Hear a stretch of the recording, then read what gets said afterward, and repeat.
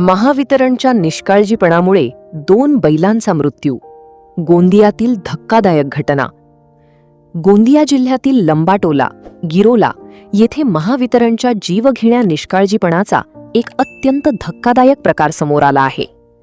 काल दुपारी आलेल्या वादळी पावसात रस्त्याशेजारील एका इलेक्ट्रिक पोलमध्ये अचानक करंट उतरला. याच दरम्यान तेथून जात असलेले स्थानिक शेतकरी रामेश्वर दानी यांचे 2 निष्पाप बैल या विजेच्या तीव्र धक्क्याच्या संपर्कात आले आणि त्यांचा जागीच तडफडून दुर्दैवी मृत्यू झाला. या घटनेमुळे दानी कुटुंबाचा शेतीचा मुख्य आधार हिरावला गेला असून त्यांच्यावर आर्थिक संकट कोसळले आहे. महावितरणच्या ढिसाळ कारभारावर आणि त्यांच्या प्री मॉन्सून कामांवर आता गावकऱ्यांकडून तीव्र संताप व्यक्त केला जात आहे. घटनेची माहिती मिळताच ज्येष्ठ समाजसेवक धनेश रावते, भारत सोंडरकार आणि गावकऱ्यांनी घटनास्थळी धाव घेतली. केवळ कागदी पंचनामा न करता महावितरणने आपल्या चुकीची जबाबदारी स्वीकारावी आणि पीडित शेतकरी कुटुंबाला तात्काळ योग्य आर्थिक नुकसान भरपाई द्यावी अशी आक्रमक मागणी आता केली जात आहे. किती बजे घटना घटली? तकरीबन 4 बजे। 4 बजे। तो क्या हुआ उसके पास में बांधे थे कि उसके पास बांधे थे? कहाँ बांधे थे भाई? नहीं, इनको लेके मैं खेत से आया था।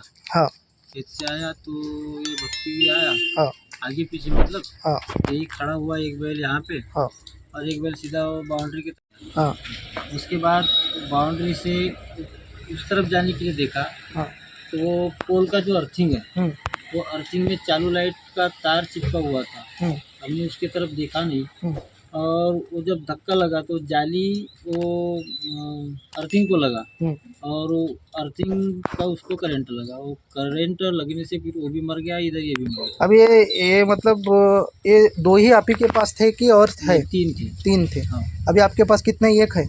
हाँ, गैया है वो। गैया है, ये बैल है। ये बैल है। तो कितने के 2 बैल होंगे फिर भी?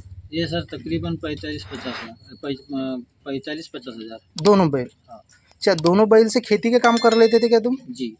तो अभी खेत से चाहे थे? खेत से आया था, खार बार लगा गया। अच्छा, तो अभी ये बोला जाएगा कि दोनों बैल आपके पास नहीं है, नहीं तो आपके हाथ तो नहीं है ऐसा समझा जाएगा। हाँ जी, हाँ। और अभी आपको खेती में काम करने के लिए बहुत बड़ा प्रॉब्लम बहुत जाएगा बड़ा प्रॉब्लम। आपको। ऐसा मेरे को एक बात बताओ, इसमें आपको किसकी कमजोरी दिख रही, किसकी वजह से गया लग रहा है? क्या लग रहा है इसकी वजह? ये तो सर वो लाइन की वजह से गई है। लाइन की वजह से गया है। ये पहली बार बांधे थे कि इसके पहले भी बांधे थे? नहीं, हर दिन बांधता था। हर दिन ही बांधे थे क्या? हाँ, हर दिन रहते थे। हर दिन ही रहता था, मगर आज ये घटना, मतलब हर दिन ही रहता था, आज ये घटना हुई, क्यों? तो इसमें आप क्या किस पे आरोप लगाना चाहते हो? ये बिजली का ही है। बिजली का ही है। प्रशासन से क्या बोलना चाहते हो? इसका मुआवजा मिलने को होना। कमलेश किशोर मस्के, कनिष्ठ अभियंता दासगाव वितरण केंद्र। हां साहेब, काय सांगाल घटनेच्या बाबतीत? काय सांगाल? केव्हा माहिती मिळाली तुम्हाला? मला सायंकाळी 5:15 वाजता मिळालं। आतापर्यंत काय पंचनाम्यामध्ये काय सिद्ध झालं? काय कशामुळे काय घटना घडली? हवा व पावसामुळे हां जो लंबाटोला गावात जी नगुदा वाहिनी आली आहे हो त्या वाहिनीला नवीन जी इलेक्ट्रिक वाहिनी गेली आहे गावठाण फिल्टर सेपरेशनसाठी, हो तिचा स्टे स्पर्श होऊन अच्छा, त्या स्टेच्या संपर्कात गाय येऊन मृत्यू पावला। पुढची कारवाई काय करणार तुम्ही? म्हणजे पंचनामे होणार की आणखी यांना मोबदला कसे काय मिळणार? काय प्रोसिजर आहे त्यांची? यांचा पंचनामा वगैरे होऊन आम्ही वरिष्ठ कार्यालयात सादर करू, हो त्यानंतर यांच्या अर्जावर कार्यवाही। साहेब, सब डिव्हिजन MSCB कुठलं येते इथलं लंबाटोल्याचा? कामठा सेक्शन येते याचं। मी रेग्युलर एरिया माझ्याकडे दासगाव सेक्शन आहे, हां, परंतु ॲडिशनल चार्ज इथे जैन असल्यामुळे मला दिलेला आहे। इथले लाईनमॅन कोण आहे तिथले? आता हे नवीन नियुक्ती केली, यांना 4-5 दिवस झाले। यांचं नाव परिचय? माझं नाव धनेश विठ्ठल रावते, राहणार लंबाटोला, गिरोला तालुका, जिल्हा गोंदिया। काय सांगाल हे जे लंबाटोल्यामध्ये जे घटना घडली त्या बाबतीत काय सांगाल? याच्यामध्ये कसं आहे, आता शेतीचे कामं सुरू झाले आहे आणि तो शेतकरी आहे तो खार भरून सनेरी म्हणजे शेतातून घरी येत होता, तर त्याच्यासोबत बैलही होते. तर बैलाचं कसं आहे आर्थिक नुकसान झालेलं आहे.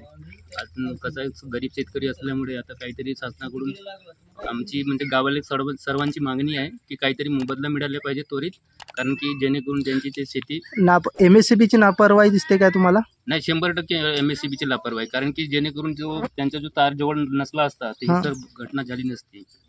तर येथे म्हणजे काय अभियंता आणि MSCBवर डायरेक्ट तुमचा आरोप आहे? हा MSCBचे डायरेक्ट आरोप आहे. ठीक आहे.